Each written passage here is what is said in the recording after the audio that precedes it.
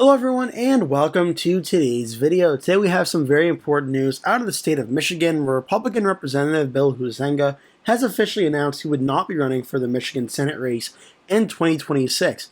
So this is important because the last few months, Huizenga has been talking about wanting to run for the U.S. Senate race in 2026, and that would have been setting up a very competitive Republican primary in that race. However, Huizenga a few days ago has officially announced that he would not be running for the Michigan Senate race in a statement released on Wednesday.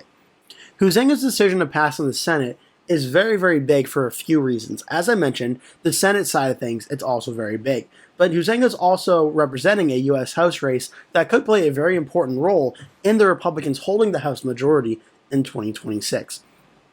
So first things first, let's take a look at the Senate race side of things. In 2026, Democratic Senator Gary Peters is up for re-election. He has opted not to run for another term, which means it's going to be an open Senate race in Michigan. Now, Michigan, you may remember, had a very, very close race in 2024. The Democrat Lisa Slotkin only defeated the Republican Mike Rogers by 0.34% of the vote, roughly 20,000 votes separating Slotkin and Rogers. In terms of a margin of victory, that's really not that big. That's very, very small. So the Republicans are hoping that Michigan may be able to go their way in 2026. On the Democratic side of things, it also helps that the Democratic primary is currently wide open.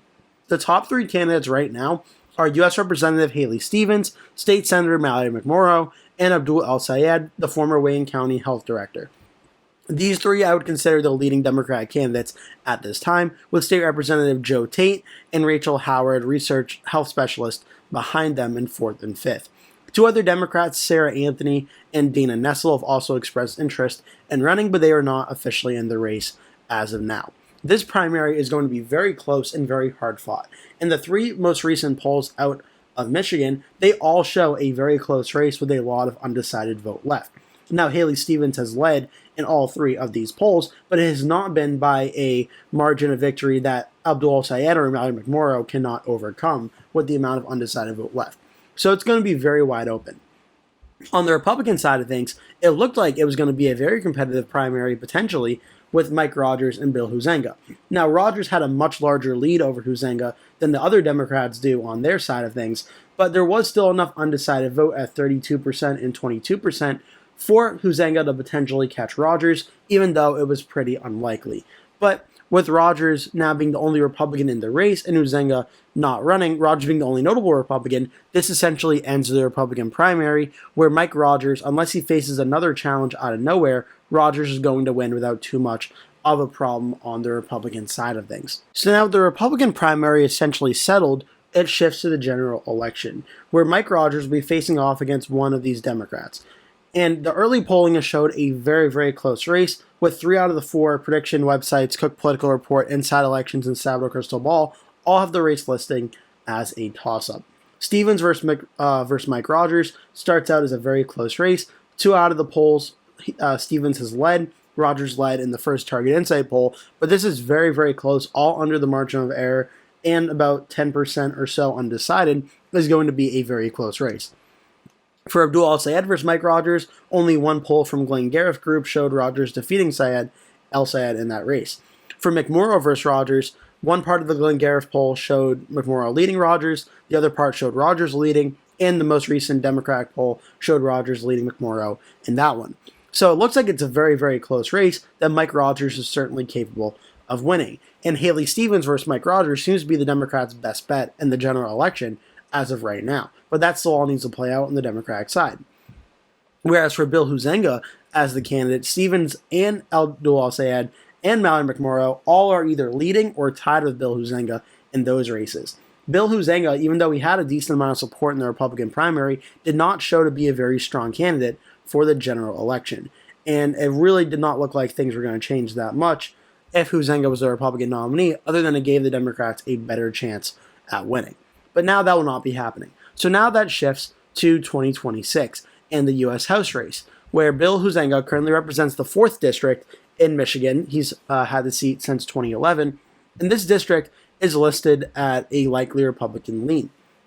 However, the Cook PVI for this district actually shows it's only Republican +3, which would be a lean Republican lean. So if this race was open and Huizenga was not running for re-election, it's possible the Democrats would have a stronger chance at winning this district in a midterm election year that's typically more favorable for the Democrats in 2026 than 2024 was more favorable for the Republicans. So this district could potentially get close without Huizenga in this race, but with him running again, it's more likely than not Huizenga will hold on and win.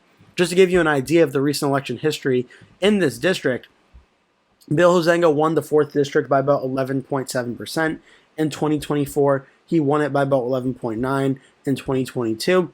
The map was drawn a lot differently prior to the 2020 census, but Huizenga won his district the second by 21 points.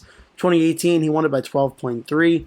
2016, won it by 30. So Huizenga's had a pretty strong standing in Michigan now the last 2 election cycles, and in this district, he seems to be holding on pretty strong in this area. Now, for what this means for the district overall, well, we can look at some recent election results in here just to give a very brief look at the district. In 2024, Huizenga, as I mentioned, won by about 12 points. The largest part of this is Kalamazoo.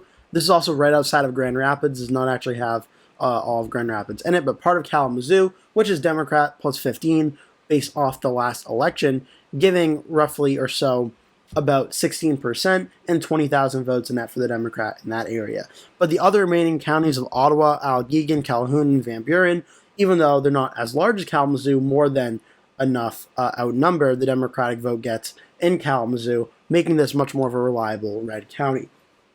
So the Democrats, to win this in 2026, are going to have to make significant inroads into Ottawa County, into Allegan County, and Calhoun County, and Van Buren. That's really their only way at winning this county this district in 2026 is making significant inroads here, which is going to be very tough to do. So this decision gives the Republicans a stronger chance at winning the House in 2026. As the current composition of the U.S. House right now, Republicans lead 220 to 215.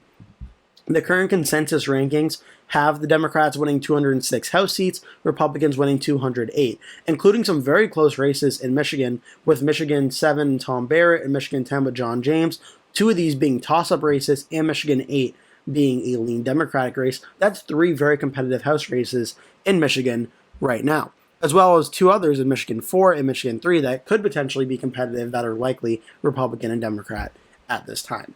So if Huizenga was not running in this race, it's possible this race could have started out as lean Republican, and the Democrats would have a stronger chance both at winning the seat, but Republicans would also have to pay more resources and money to try and hold the seat, something that's going to be very tough to do when the Republicans are significantly playing defense in 2026. So Huizenga running again gives the Republicans a stronger chance at winning and holding the House in 2026, even though it's still going to be a very, very tough battle for 2026 for the Republicans to hold the House of Representatives. But this Huizenga news, it doesn't really change things too much from a general election standpoint.